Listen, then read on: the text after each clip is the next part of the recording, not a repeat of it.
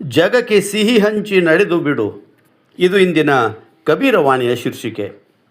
ಬಡಾ ಹುआ तो क्या हुआ, जैसे पेड़ खजूर, पंथी को छाया नहीं, ಫಲ್ ಲಗೆ ಅತಿ ದೂರ್. ಇದು ಸ್ಪರ್ಧಾತ್ಮಕ ಜಗತ್ತು. ಎಲ್ಲರಿಗೂ ಉಳಿದವರನ್ನು ಹಿಂದಕ್ಕೆ ಹಾಕಿ ಮುಂದೆ ಹೋಗುವ ಧಾವಂತ. ಬೇರೆಯವರಿಗೆ ಹೋಲಿಕೆ ಮಾಡುತ್ತಾ ಮಕ್ಕಳನ್ನು ಬೆಳೆಸುವ ಪಾಲಕರು ಇತರರನ್ನು ಹಿಂದೆ ಹಾಕುವುದೇ ಬದುಕಿನ ಧ್ಯೇಯ ಎಂಬ ವಿಷಯವನ್ನು ಅವರ ತಲೆಯಲ್ಲಿ ತುಂಬುತ್ತಾರೆ. ಅದೇ ರೀತಿ ವಿದ್ಯಾಭ್ಯಾಸ ಮಾಡಿ ಗಳಿಕೆಯ ಮಾರ್ಗ ಕಂಡುಕೊಂಡು ಆಸ್ತಿ ಪಾಸ್ತಿ ಗಳಿಸಿ ಸಮಾಜದಲ್ಲಿ ದೊಡ್ಡ ವ್ಯಕ್ತಿ ಎಂಬ ಹಣೆಪಟ್ಟಿ ಗಿಟ್ಟಿಸಿಕೊಂಡವ ನಿಜವಾಗಿಯೂ ದೊಡ್ಡವನೇ? ಈ ಪ್ರಶ್ನೆ ಅತ್ಯಂತ ಪ್ರಸ್ತುತ. ಬಿದಿರಿನ ಗಿಡ ತಾನೊಂದೇ ಎತ್ತರಕ್ಕೆ ಬೆಳೆದು ಒಂಟಿಯಾಗಿ ನಿಂತಿದ್ದನ್ನು ನೋಡಿದರೆ ಅದಕ್ಕೆ ಮೈ ಮುಚ್ಚುವಷ್ಟು ಎಲೆಗಳಿಲ್ಲ, ನೆರಳಾಗಲಿ ಫಲಪುಷ್ಪ ನೀಡುವ ಗುಣವಾಗಲಿ ಇಲ್ಲವೇ ಇಲ್ಲ. ಕೊನೆಗೆ ಅದನ್ನು ಉರುವಲಾಗಿಯೂ ಜನರು ಉಪಯೋಗಿಸುವುದಿಲ್ಲ. ಅದೇ ರೀತಿ ದೊಡ್ಡ ವ್ಯಕ್ತಿ ಎಂದು ಕರೆಸಿಕೊಳ್ಳುವವ ಅನ್ಯರಿಗೆ ಎಷ್ಟು ನೆರಳಾಗಿ ನಿಂತಿದ್ದಾನೆ, ಅವರಿಗೆ ಸಹಾಯ ನೀಡಿ ಸಮಾಜದ ಋಣವನ್ನು ಎಷ್ಟು ತೀರಿಸಿದ್ದಾನೆ ಎಂಬುದು ಬಹಳ ಮುಖ್ಯವಾದ ಸಂಗತಿ. ಸಂತ ಕಬೀರರು ಖಜೂರು ಮರದ ಉದಾಹರಣೆ ನೀಡುವುದರ ಮೂಲಕ ಈ ವಿಚಾರದ ಮೇಲೆ ಬೆಳಕನ್ನು ಚೆಲ್ಲಿದ್ದಾರೆ.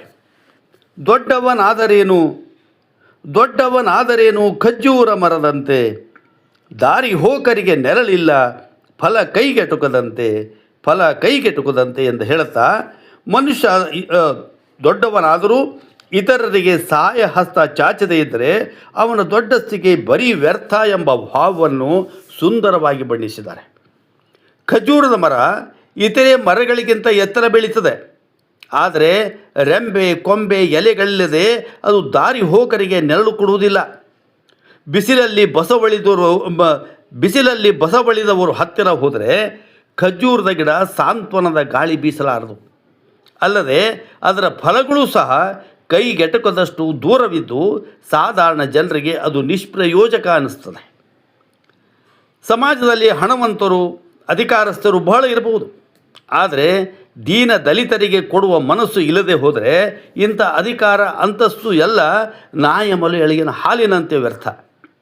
ಹಣ, ಅಧಿಕಾರ ಮತ್ತು ಜಾತಿಯ ಮಾನದಂಡದಿಂದ ಸಮಾಜವನ್ನು ಉಚ್ಚ ನೀಚ ಎಂದು ವಿಭಾಗಿಸುವ ಕಾರ್ಯ ನಡೆಯುತ್ತಾ ಬಂದಿದ್ದು, ಕಬೀರರ ಪ್ರಕಾರ ಸತ್ಕರ್ಮಗಳಿಂದ ಮಾತ್ರ ಮನುಷ್ಯ ದೊಡ್ಡವ ಅನಿಸಿಕೊಳ್ಳುತ್ತಾನೆ ಹೊರತು ಬೇರಾವುದರಿಂದಲೂ ಅಲ್ಲ.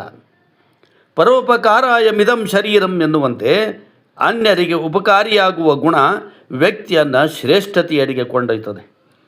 ಸುವರ್ಣ ಪಾತ್ರೆಯಲ್ಲಿ ವಿಷ ತುಂಬಿದ್ದರೆ ಏನು ಪ್ರಯೋಜನ? ಇದರ ವ್ಯತಿರಿಕ್ತವಾಗಿ ಮಣ್ಣಿನ ಮಡಿಕೆಯಲ್ಲಿರುವ ನೀರು ಅಥವಾ ಹಾಲು ಅಮೃತವಾದೀತು. ಕೂಡಿಟ್ಟ ಜೇನ ಸಿಹಿ ಸವಿಯದು ಜೇನುಹುಳ, ಕೂಡಿಟ್ಟ ಸಿಹಿ ಜೇನ ಸವಿಯದು ಜೇನುಹುಳ, ಹಡೆದು ಗೊನೆ ಫಲವ ಉರುಳುವುದು ಬಾಳೆ. ಕೂಡಿಟ್ಟ ಸಿಹಿ ಜೇನ ಸವಿಯದು ಜೇನುಹುಳ, ಹಡೆದು ಗೊನೆ ಫಲವ ಉರುಳುವುದು ಬಾಳೆ. ಮುಡಿಯದು ಮರ ತಾಬಿಟ್ಟ ಸುಮಗಳನ್ನು, ನಡೆದು ಬಿಡು ಸಿಹಿ ಹಂಚಿ ಶ್ರೀ ವೆಂಕಟ. ನಮಸ್ಕಾರ.